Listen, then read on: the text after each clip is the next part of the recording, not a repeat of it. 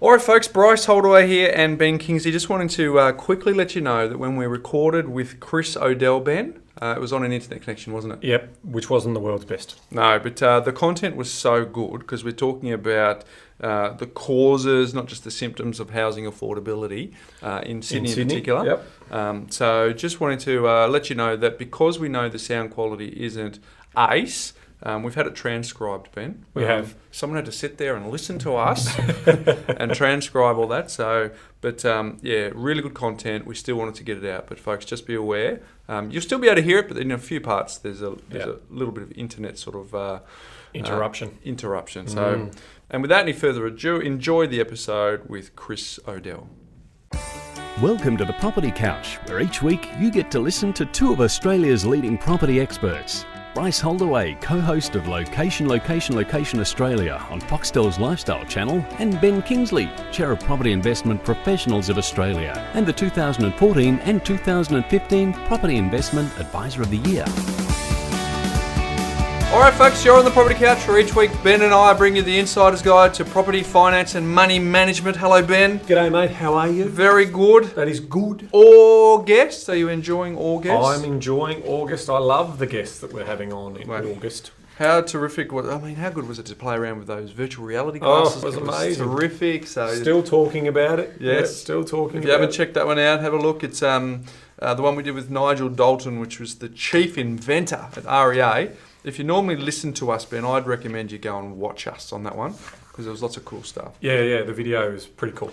Hey, we've got a new little feature that we've announced a few weeks ago, Ben. It's our little widget on our homepage to leave a voicemail. Yep. 3 things I'm encouraging people to leave a voicemail. Anyone who wants just to be cut into an episode just to say, hey, look, this is how we've benefited from implementing the principles. Mm-hmm. We're not fishing for a testimonial. We just want to know the changes that you've made. Yep.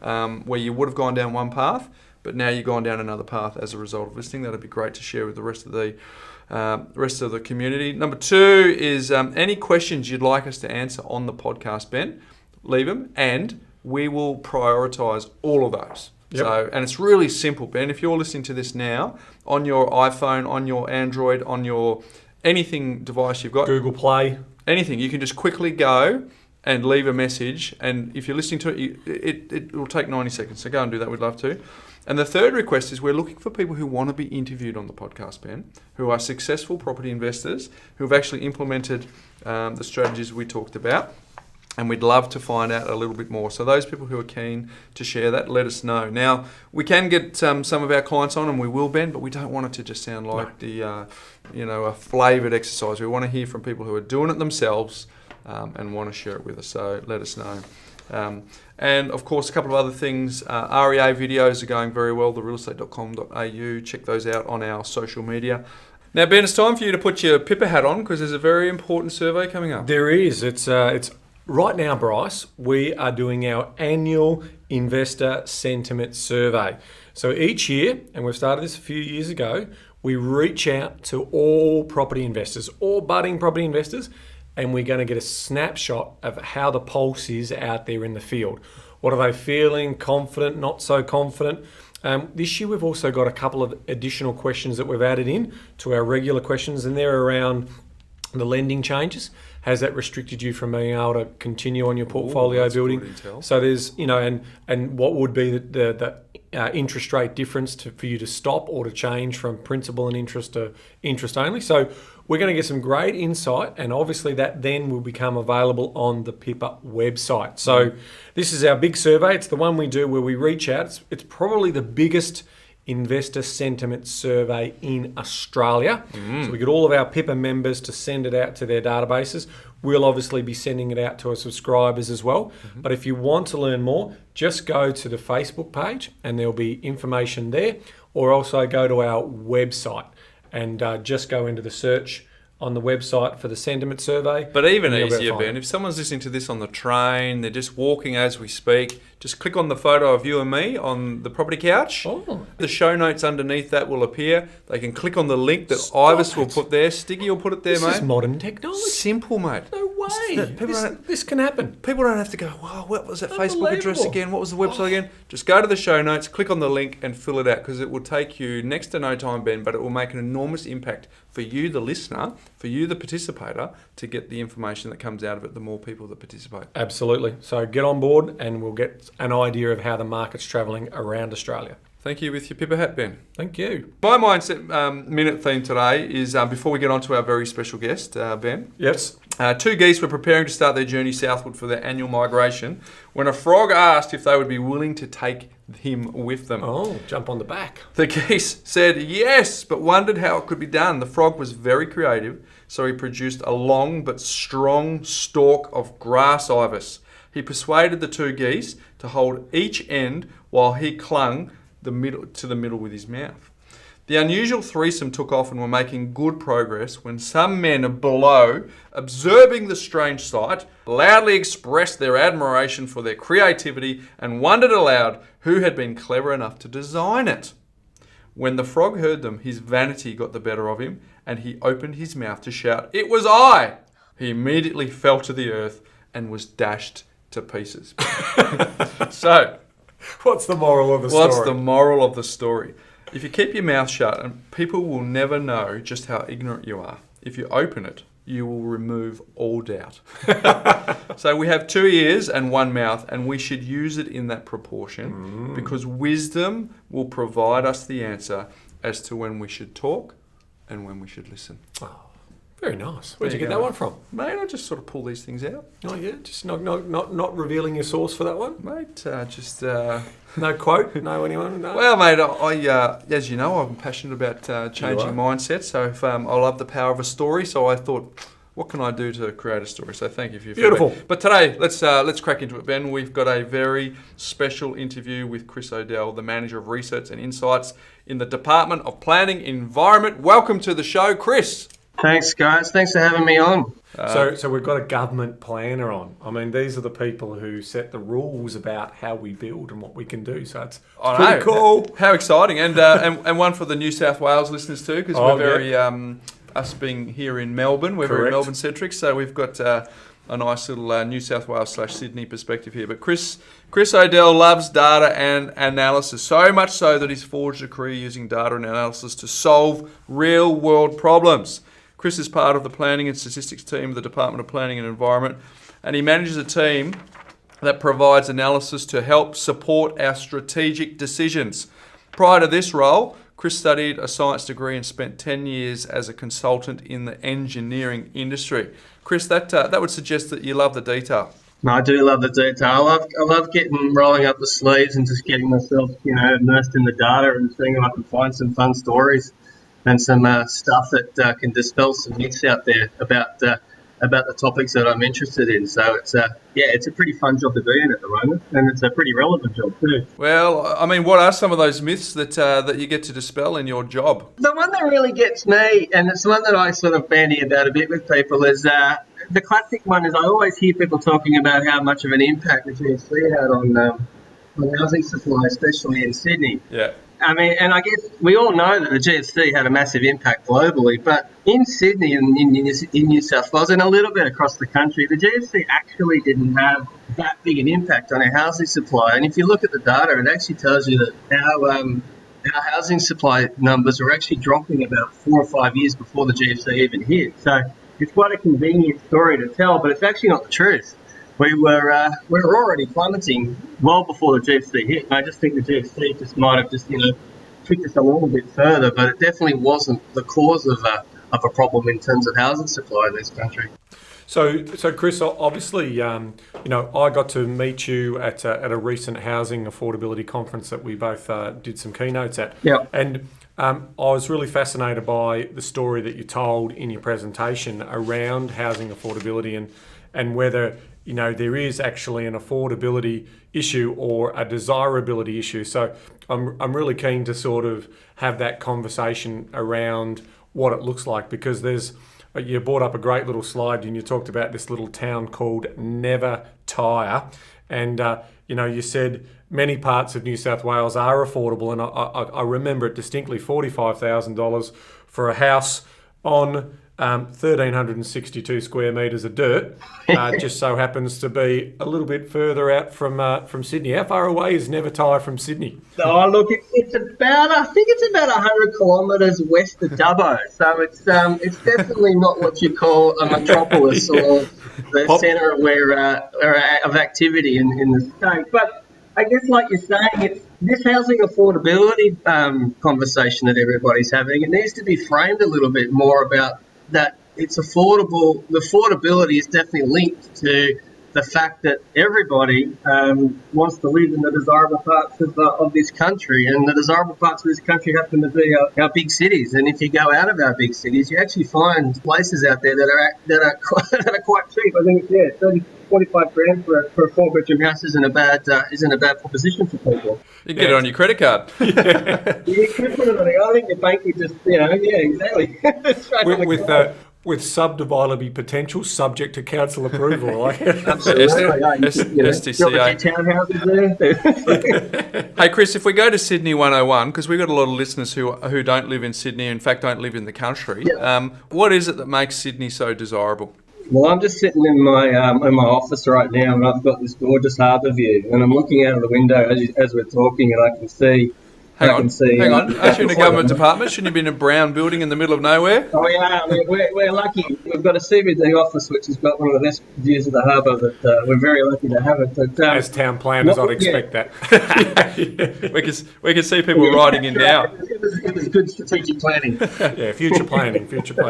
So you're looking at that beautiful harbour. Yeah, so I can see desirability right in front of me. It's a gorgeous place to be. The sun's shining, and Sydney's a good place to be at this time of year. But it's also, as I was talking about, right now in New South Wales especially, we've got the jobs. We've got a really good employment numbers. I think we're at 4.8%, which is the lowest unemployment in any of the states. So, it's you don't have to be a genius to understand that people come to where the jobs are, and the jobs right now seem to be very much centralised in Sydney and in sort of the surrounds of Sydney, and that definitely leads to desirability, and it definitely leads to the fact that people want to come here. It's a curse that Sydney has, that it's a very popular and a very desirable place at the moment. It is a good problem to have, but it does cause some flow-on effects, and that's what we're sort of seeing right now in Sydney. And you've got geographical challenges too, in terms of you've got that beautiful harbour to look at, but it provides challenges getting across it. You've got the Blue Mountains and also the ocean. So not only have you got the largest population trying to get in close to the city, but you've got geographical constraints. Yeah, absolutely. We talk about this a lot, and we know that, you're down in Melbourne, you've got greenfield sites that can pretty much go as far as they want to go in sort of that northwest direction. You can almost get out to Ballarat, can't you, in terms of greenfield? Oh, yeah, we've got plenty of land here. I mean, obviously Melbourne's an old, flat, volcanic sort of, wasteland in a way, so it's pretty easy to get there, but obviously with your geographical boundaries and pressures, it's pretty hard to sort of build on that sort of granite that is the Blue Mountains and what have you. Right. So it's a bit harder. But I also note that in terms of just to give the listeners an idea, Sydney and New South Wales basically in 2015-16 generated more jobs than any other than all other states combined. Obviously, Victoria did some of the heavy lifting, but there was zero jobs growth in Western Australia, very small jobs growth in South Australia, small jobs growth in Queensland, and so effectively, Sydney and particular New South Wales and even Western Sydney. We've talked about Western Sydney being the 5th biggest economy in Australia, so it just gives you a sense of obviously the demand. And that's, Chris, that's what we're seeing. We're basically seeing this migration story, aren't we? So can you talk us a little bit about this sort of migration and population story that you're seeing? Yeah, so like you said, we've got the tail end of the mining boom sort of coming off. We've got all these mines that are now operational, which definitely require less people in sort of WA and Queensland. And those tradies, those workers who were flocking to those parts of the world to chase the mining dollar are now turning back and heading back to New South Wales. So I think New South Wales itself has the lowest net migration out of New South Wales than it ever had. So just to, again, for your listeners to understand, New South Wales has always got a negative net migration, and that's mainly because pretty much everyone that comes into Australia comes in via Sydney. Yep. So any overseas migrants coming in, or anyone who's sort of coming to settle in Australia usually starts in New South Wales and then heads out to the rest of the country following that. So what we're seeing in New South Wales now is that negative migration almost getting to the point where it's neutral. So we've never been to that point before. So that just means that those migrants who are coming in from overseas are staying put. And we've also got a massive number of interstate migrants who are sort of coming back to New South Wales or looking at Sydney and saying, well, I'm probably going to get myself a job down here. And so that has a really big impact on this state in terms of demand for housing. Do you see any of that changing at all, Chris, in terms of people thinking, well, I don't sign up for $1 million mortgage for an average house with an hour and a half commute, where they'd go and take a pay cut in another city where housing is cheaper, and call it Queensland, call it Tasmania, call it Adelaide. Does your data suggest anything like that might happen now that you've been through a really big boom cycle in real estate?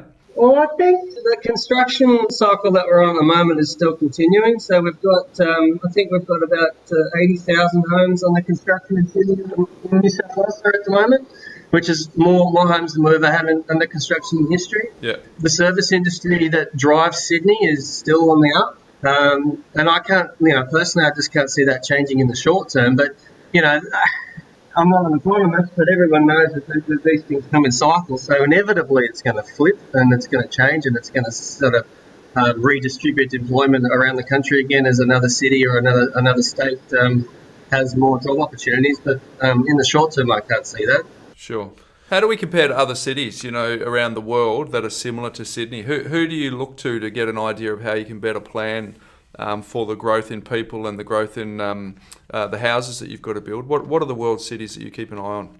Oh, look, again, this is where I get into data, and I love data. But I don't know if anyone's aware of this. There's this index out by, I think it's RLB, a consultant who does a crane index for the world. And what they do is they go around and pretty much just count the number of cranes in cities. Yeah. And they use those cranes as a bit of a proxy for development activity.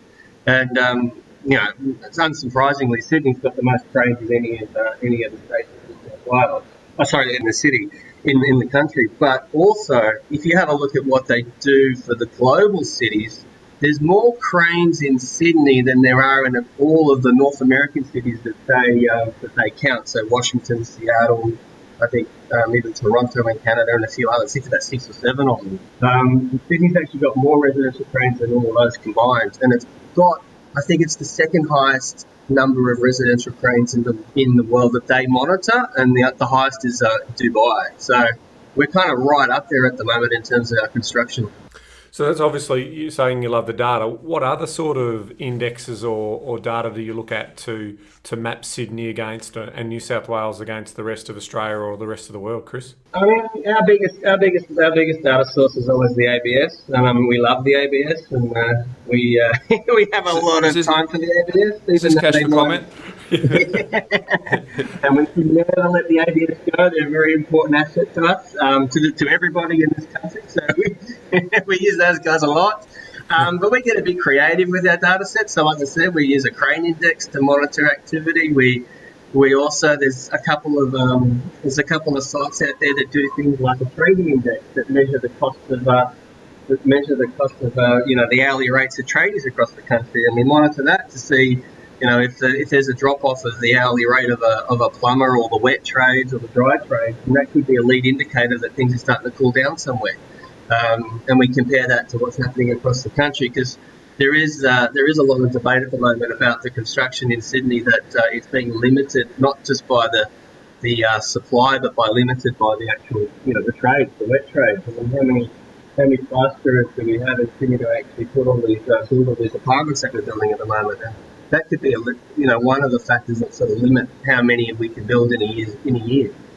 Well, it's interesting, isn't it? I mean, you said when we caught up that between 2016 and 2036, you're anticipating net migration to be around 1.74 million, and so you're talking about needing another 725,000 properties over the next 20 years just to meet demand. That's right, and that's a lot of houses.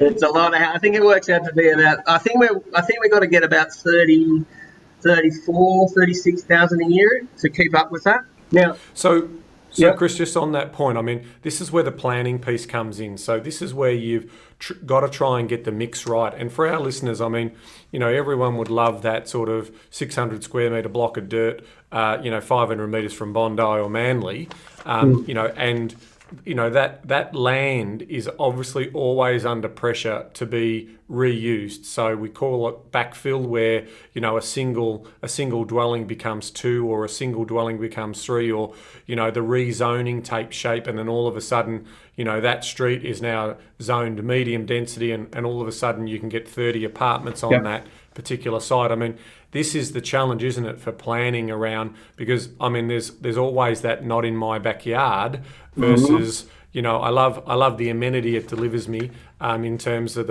all of the different restaurants and bars and lifestyle choices, but I also the scarcity of that single dwelling on that single block when we get into numbers like 8 million people living in Sydney by 2051. So how do you go about addressing those challenges? look, it's a it's a really challenging one, and like you said earlier, our geographic constraints mean we can only go out so far. So we can go out, but we've also got to learn, and we've also got to accept that we've got to go up. Yep. So the land in its scarcity is only going to head one way as the city keeps growing, and that's going to go up because we're not going to get any more land. So we definitely have to have a good look at ourselves in Sydney and say what type of housing are we going to build in for new communities. And I think, like you said, the medium density type housing is a great housing choice, because it definitely helps us utilise land in a much better way, but also it's not that high density that people are a little bit fearful of.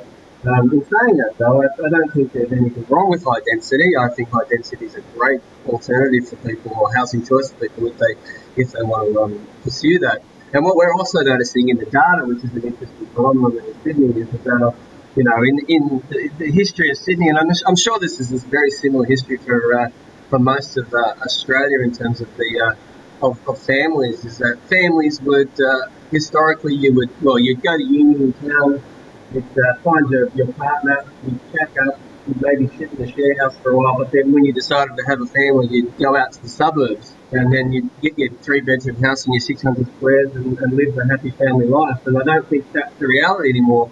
And what the data is telling us is that people are actually staying put inside the inner parts of Sydney and are having families in 2-bedroom apartments, having children in 2-bedroom apartments, which is really changing the way that this city functions and the way that this city is adapting to the kind of housing demands that we need. So it's a really dynamic environment at the moment, because it's changing almost daily in terms of the way people are changing their housing preferences.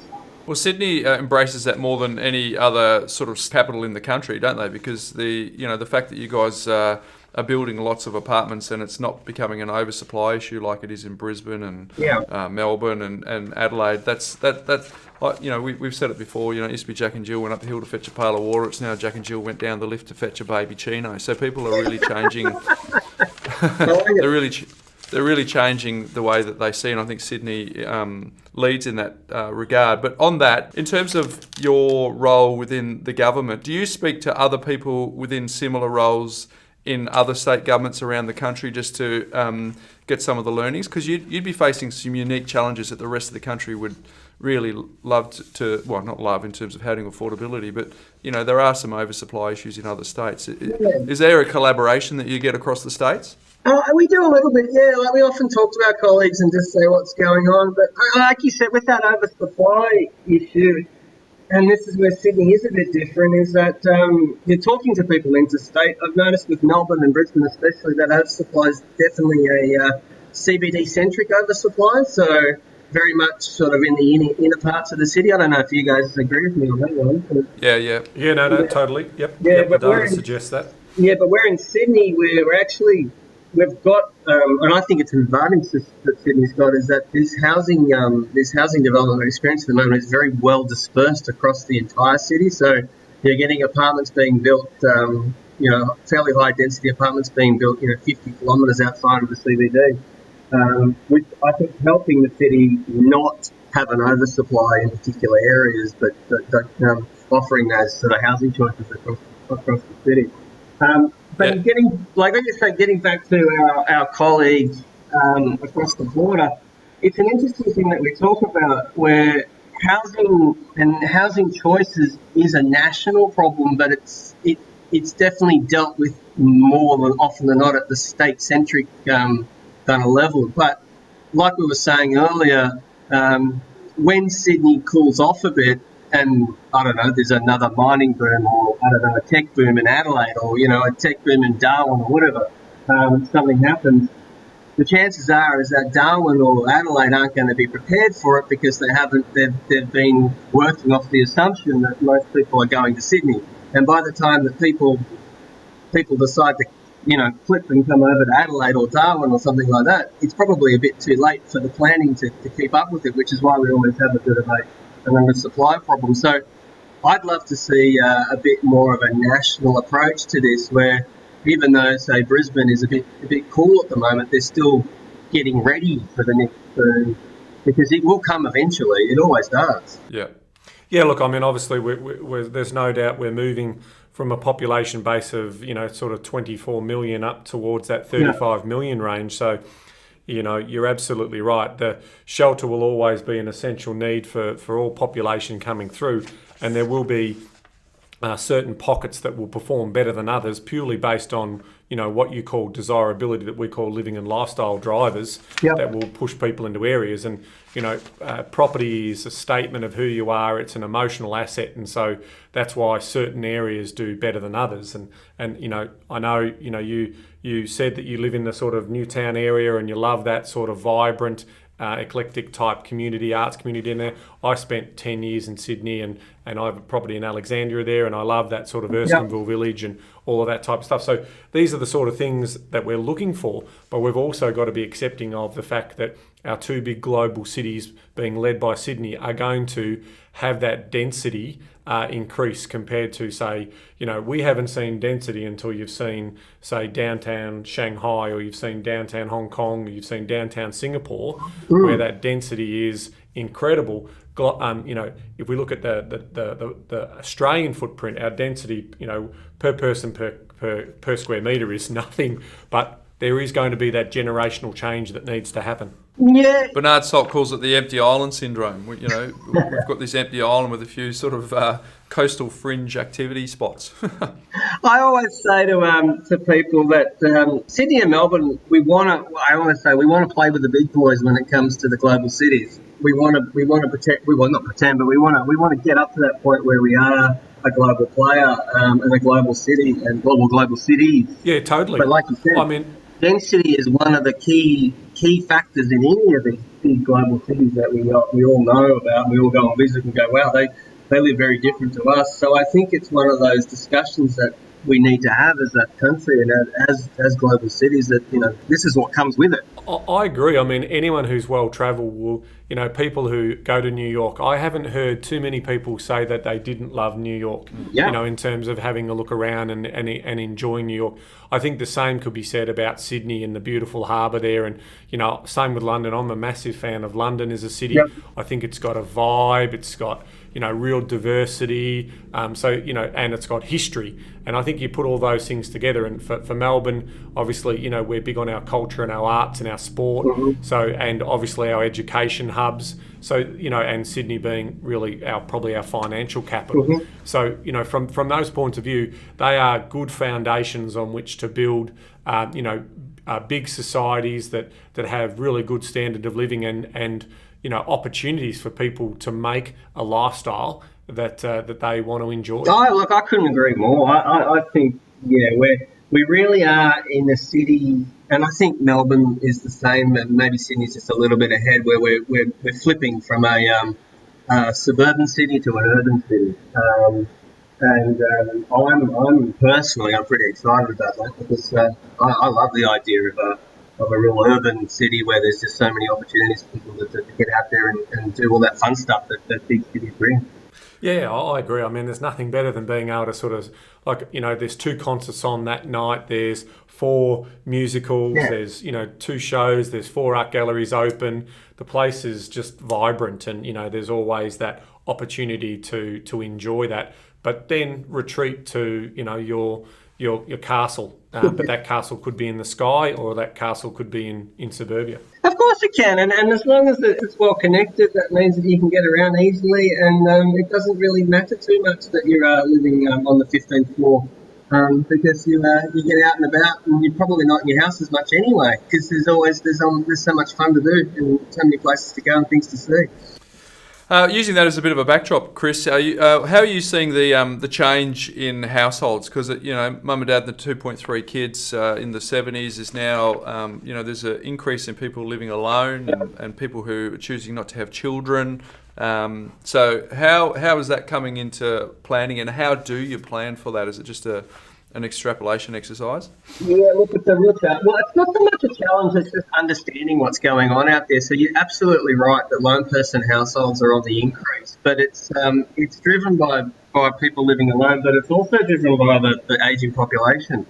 So what we're seeing in the data, and what the data's telling us, is that there's a lot more single elderly people living alone, which usually is a woman whose husband or partner has passed away and is living in that family 4-bedroom house on her own, and and has decided to stay there and live her life out there in that family house. And we're seeing a massive increase in that over the next. Well, we'll be seeing a massive increase in that over the next 20 years, in conjunction with the fact that there's a lot of younger people coming, getting older and wanting to buy their own piece of an apartment or a house or something. So there's a bit of a conflict that we're seeing at the moment in that respect. I agree, and I want to get into this conversation a little bit deeper, because I think it's really important. See, what people don't realise is there's no incentive for that older lady to get out of that home. She goes and sees her financial planner, and the financial planner says, well, your principal home is obviously exempt from any means testing, which effectively means that if we sell your $4 million house or $3 million house and it's unencumbered, you're going to have all this cash. The moment you have all this cash, all of a sudden you're going to basically, the pension's gone, and now we're going to tax you on the threshold that's above that. So I think governments need to seriously look at that. If we're going to try and allow sort of this flexibility of movement, that there should be some types of exemptions or some types of caps that can potentially encourage those people to move out of that accommodation, which could obviously, accommodate a couple with kids far better than a single old lady who's widowed, or a single old man who's widowed. Yeah. So that's the type of policy direction we'd like to see from governments, to try and encourage that as a one-off, but there's got to be a cap on it. I mean, if you're selling a $10 million or your $15 million property, there should be. I think you should. There's probably some tax you'll need to pay in terms of the income that you're going to generate from that money. But that's the story, because they go and see the financial planner, and the financial planner says, "Stay put." Well, and the other aspect of that, which people don't often think about, is usually that. A lot of people living in sort of well-established suburbs and are elderly are probably mortgage-free. But like you said, they're asset-rich, but they're cash-poor. So what happens, though, is that the alternative is to go into some kind of a strata setup.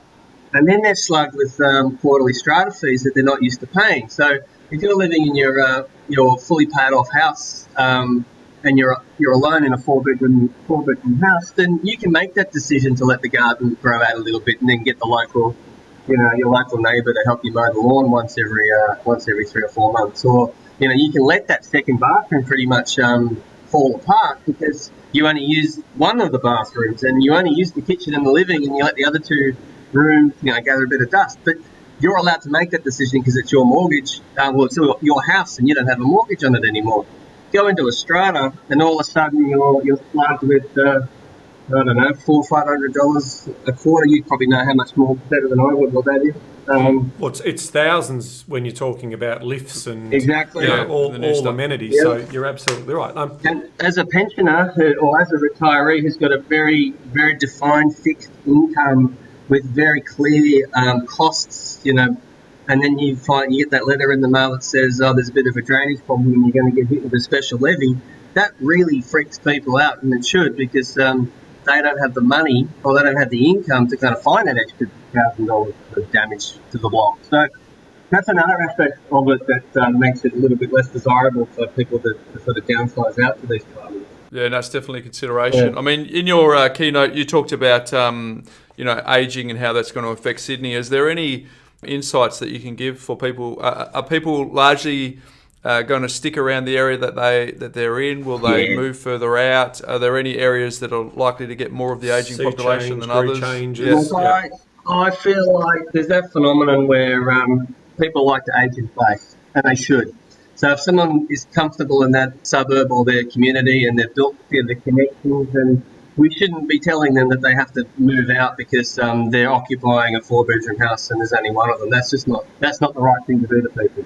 What we should be doing, though, is providing them with an alternative that means they can stay in that community, but downsize to a more appropriate house. And that's one of the challenges that we have as government, and something that we are looking at and want to keep working on, because people do like to age in place. There are the tree changes and the sea changes, and that phenomenon is definitely there.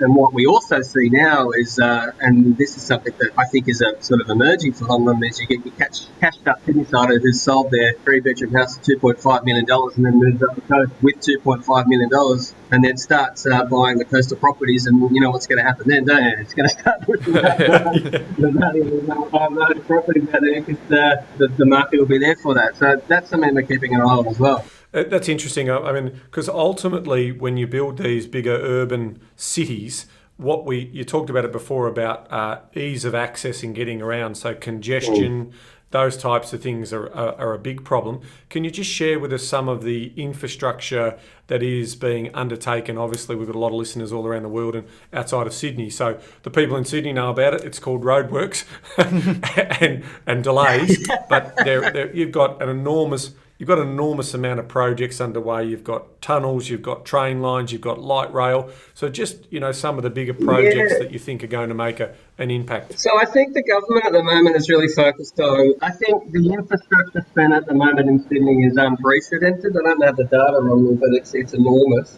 At the moment there's the Norwest Metro, which is one of the biggest metro projects, well, the biggest metro project that Sydney's ever seen, and it's connecting the Norwest, which is a huge area for housing growth. A lot of the greenfield is out there. I think an enormous amount of houses are going out there over the next 20 years. And up until this project, they were only serviced by a couple of motorways. So there's a metro getting built there, which is going to run trains every 4 minutes straight down to the CBD.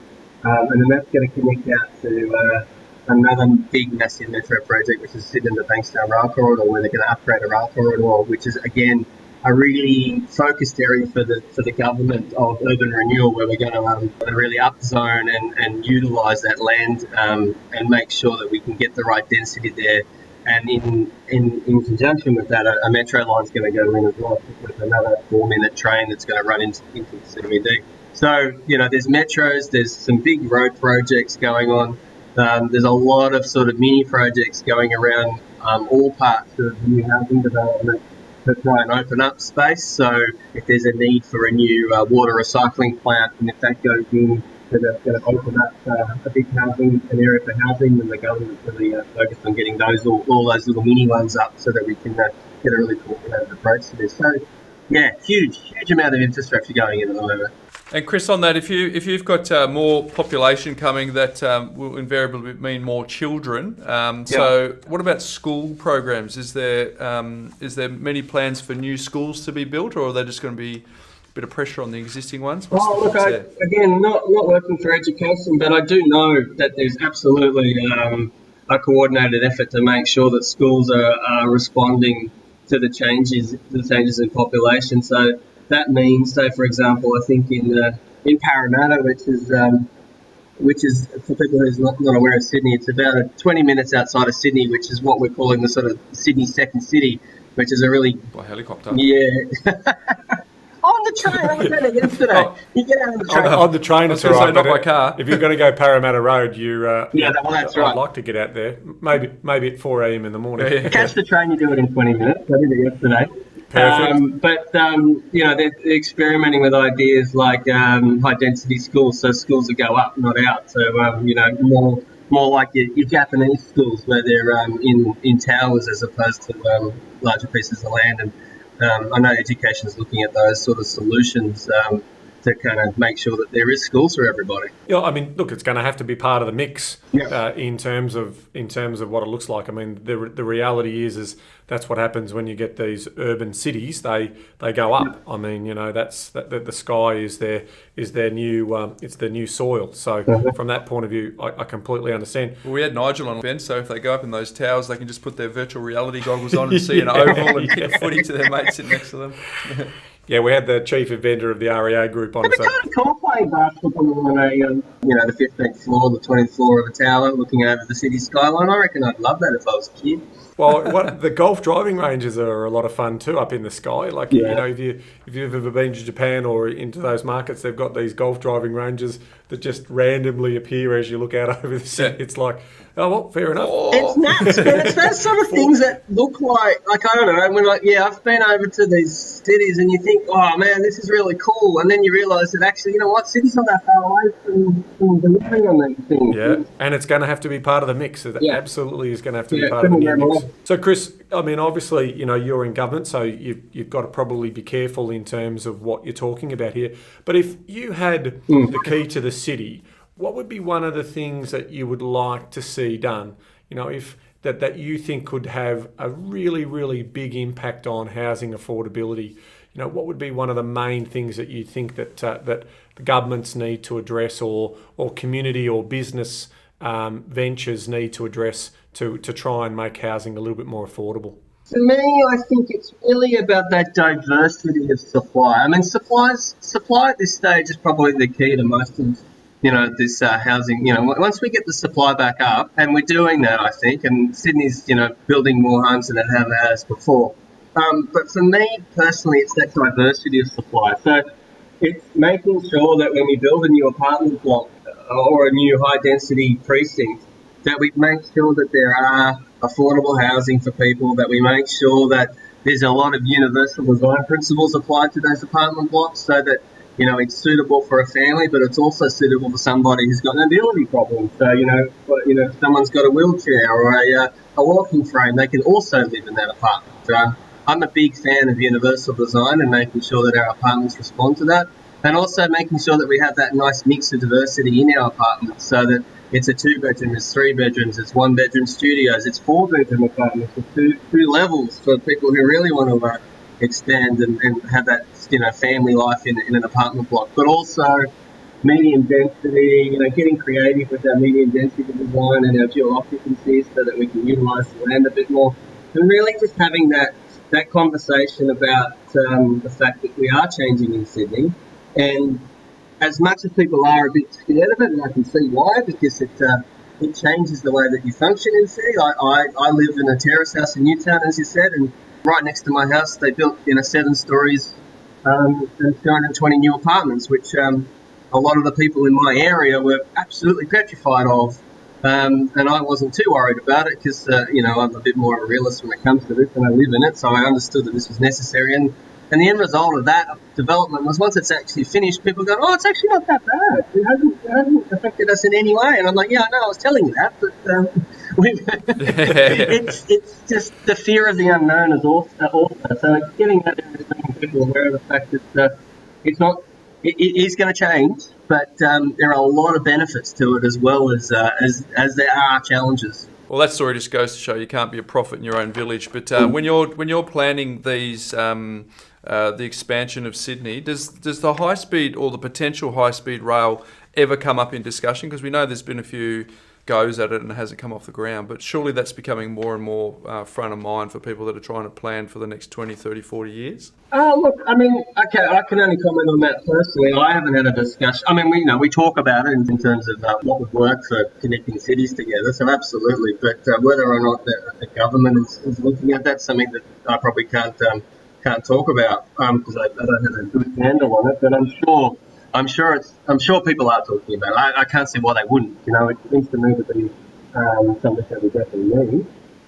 Yeah. No doubt about that. And it'd be great to be able to jump on a train and get down to Melbourne in 2 hours. And what I love about high-speed rail is the fact that when you get out of that train, you're in the city. You're not in an airport 45 minutes away.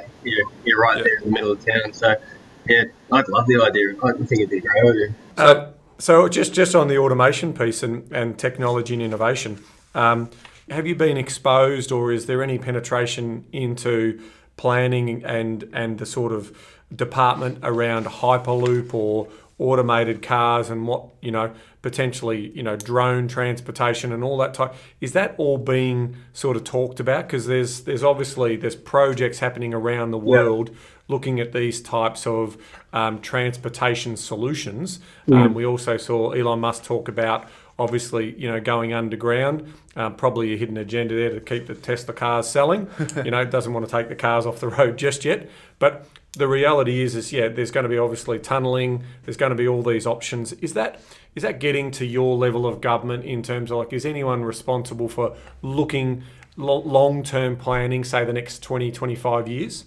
Oh, look, again, it's something that I personally haven't had an involvement in, but I have no doubt. And I think when I talk to colleagues about this, one thing that we do talk about is in the planning space, we have to be a lot more adaptable. So our chief planner for New South Wales is on this and has presented a lot of information about how we have to be more adaptable. I mean, you guys would know this, and I know this, being a comfortably middle-aged man, that things are changing quicker than they ever have before, and when something takes hold, it takes hold a lot quicker. I was having a chat actually this morning with my wife, and we were talking about the fact that smartphones have only been around for a decade. But, and that's nuts, because our entire life is now pretty much revolves around the connection and the usage of those devices. And there's no way that type of change is going to slow down. It's going to speed up. So, we absolutely have to get more adaptable and a lot more sort of, and we have to respond a lot quicker, because when this technology changes they hit hard, and they're going to really impact cities. They are, and so we don't necessarily want to be planning for high-speed rail if it's going to be redundant in 25 years. We want to probably looking at technology such as Hyperloop and those types of things to potentially move people. Like if any of the listeners hasn't, so just Google Hyperloop and have a look at some of the videos. It will be a bit scary. We're talking about basically land transportation that moves at as much as 780 miles an hour. So we're talking about 1,200 kilometres, so as quick as aircraft travel along the ground in these chambers that don't have that resistance. So that's how they're able to move and not have the heat that gets generated through resistance. So it's some fascinating stuff, and obviously, it's of interest to me, and we've had obviously the chief inventor of the REA Group just recently on the podcast. So this type of stuff is real, and as property investors and buyers, we need to know how's it going to change our life. Like personal assistants in the next 5 years are going to play, these automated personal assistants are going to play an enormous role in our lives to get us organised and organise our basically our data. And that could change the way in which we live in certain cities or in different locations. We could go to tree change and sea change. So that's pretty exciting stuff, and that's why it's pleasing for me that I'm hearing that government are aware of this stuff and that they're also looking at it, at that senior level. Absolutely, and I also think that I'd like to hope that this sort of tech, while we all talk about the city centricity of it, I'd love to hope that this actually makes regions a lot more appealing, because the regions of this state, and I'm sure, and Victoria as well, and Queensland, they've got so much to offer in terms of lifestyle, and in terms of great housing, great lifestyle, great places to be, great communities. But it's really the jobs that are sort of holding them back a bit. And maybe when we get a little bit more tech savvy, that proximity, that distance becomes less, whether it's because we utilise tech more or because we can travel faster. Who knows? But it might open up those regions a bit more to be more desirable places to live, and therefore put less pressure on our cities. I totally agree, 100%. Yeah. I'm on record to say I would move out sort of over the Great Divide into the Goulburn Murray region because the weather's spectacular, the choices, the golf courses, the fishing, Absolutely. the lifestyle is amazing. And if I can get back to Melbourne in an hour and I can actually be productive in that hour, I would do it. I don't necessarily need to live with neighbours 15 metres away from me. No, not at all. I grew up in the Blue Mountains, which is about 100 k's west of Sydney, up in the World Heritage National Park up there. Pretty idyllic place to live as a kid and grow up. But Sydney was a bit of a magnet for me because it's where the jobs are. But if I could tap into Sydney and be physically down here once or twice a month or something, and then remote work, then it might change my lifestyle to us. So in conclusion, Chris, I guess Sydney's just had a perfect storm, haven't they, in terms of great economic growth. The job creation has largely been around there, and there's a huge desirability. And on the backdrop of historically low interest rates, largely as a world city, it was inevitable, wasn't it? And undersupply for years. I guess that's the one thing that we didn't touch on, but I think it's between the period of 2005 and 2010 when we really turned off the tap, and the housing supply dropped significantly. So even when this boom started and when this housing kind of construction kicked up and the population started to really increase, we actually had an undersupply of about 100,000 homes already. So we actually started quite a long way back. And I feel like we're catching up pretty quickly, but there's still a long way to go. Well, but yeah, you're right. Sydney's... your data suggests that you've got 185,000 new houses in the drawing boards for the next 5 years. So that's right. That's obviously on that way to that 725 target, 725,000 you were talking about before. But what I also say to people in the halls of this planning department and also around the industry is that even though everyone talks about this word of a boom, which is it's a scary word, I think, because inevitably in the boom there's a bust. But what I feel like is that this should be the new norm for us. So, well, that was going to be my next question, because there's no necessarily signs of any of that perfect storm that existed sort of disappearing in a hurry. I think that there's probably going to be a bit of a stabilisation. So again, ABS is telling us that we're approving about 70,000 houses a year at the moment, 72,000 houses a year, which is it's been consistent at that level for the last 3-4 months. So, but that's well and truly above decade averages of around about 50,000. So we're well and truly above what we need, but I think we need to sustain this, and this is to me the new norm for Sydney for at least the immediate future. And like you said, I can't see it slowing down. Well, I mean, look, that's a good news story that this whole idea of a big bubble that's going to take everyone out, or that people who are sitting back saying, I'm just going to wait for the market to correct in Sydney and it's going to correct by 30 or 40%. The data just does not suggest that. Well, all of the underpinning fundamentals aren't suggesting that at all. You're exactly right, and this is the fundamentals are there. The fundamentals are strong. There's an increase in population by natural increase, so people having babies and people sort of getting older. And there's also a definite, good jobs in Sydney. I guess, actually, one of the other stats I think I said, which really got me when one of my analysts did this, was if we actually stopped migration in Sydney, completely stopped it from interstate, from international, and we stopped having babies right now, in the next 20 years, we still need 140,000 new houses to accommodate the people moving through that life cycle of going from a child to wanting a house or aging in place. So, that's a big number. That's a great stat to. You heard it here first on the couch. That's a great stat to finish on, I think. So, Chris, I really appreciate your time. Obviously, it's great meeting you, and I think we should check in, on an annual basis to see what you guys are up to from a planning point of view and what's happening in your market up there, because it's really important. I mean, at the end of the day, you're the gatekeepers, you're the ones driving the policy, you're driving the planning story for Sydney and all of New South Wales. So it's an absolute pleasure and privilege to have you on the couch and to tell us a little bit about what's happening in New South Wales planning departments and also what are the plans for Sydney. No, it's been great. Yeah, I'll second that too, Chris. It's been a pleasure. Ben said to me, he came back from this housing affordability conference. He goes, mate, we've got to get Chris on. He's got some great stuff and he's great to chat to. So, again, we appreciate your time. So, I can talk about this for days. People get sick of me talking about it, so I'm glad that I've got a couple of ears.